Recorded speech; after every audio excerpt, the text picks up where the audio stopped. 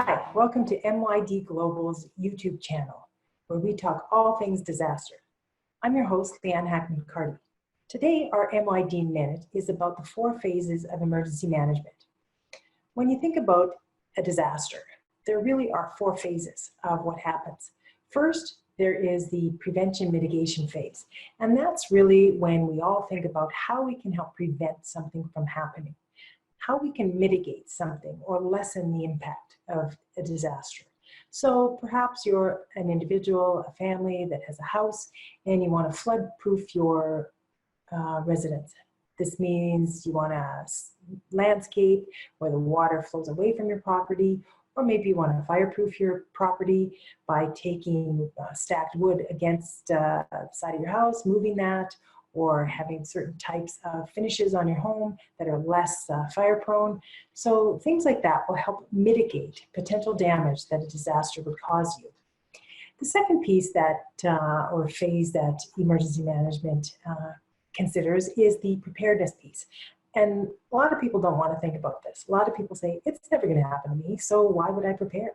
Getting people out to prepare at a workshop or with various tools is really a challenge for many of us. None of us want to think about it. We'll think, we'll do it tomorrow. It's not that important. But you know what? It actually is. And so that preparedness piece is really understanding having a plan in place, having a template where you fill it in and say, okay, in the case of this disaster happening, this is what I'm going to do. This is where I'm going to go. This is who I'm going to call.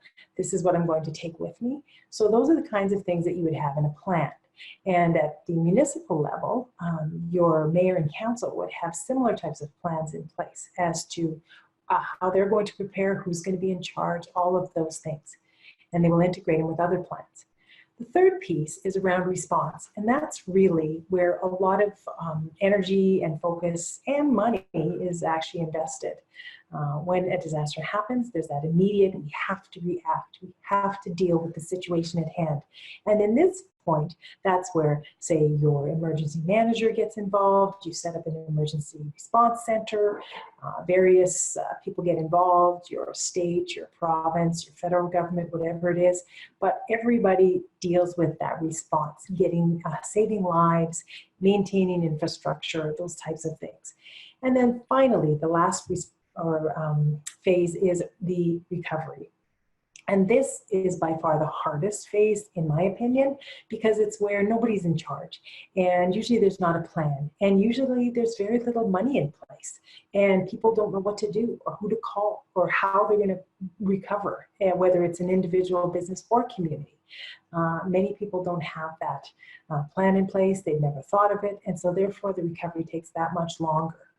So when thinking about disasters, if you were to think about it in the 4 phases and think about how would you actually prepare, what are the kinds of things that you could prevent in your life, in your own home, in your business, in your organization?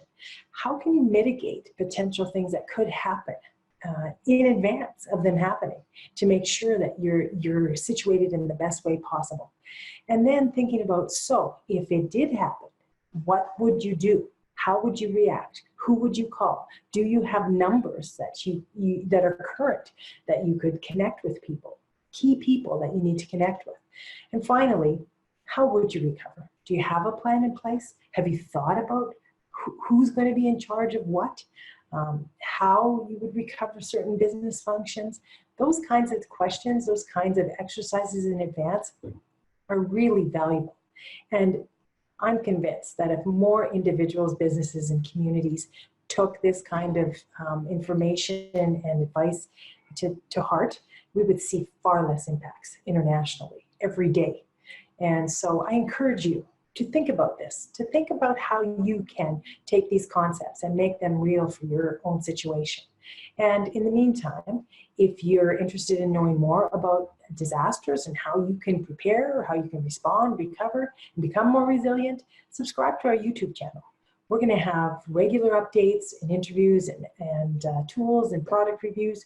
So make sure and subscribe today and keep up to date on how you can master your own disaster. And in the interim, stay safe.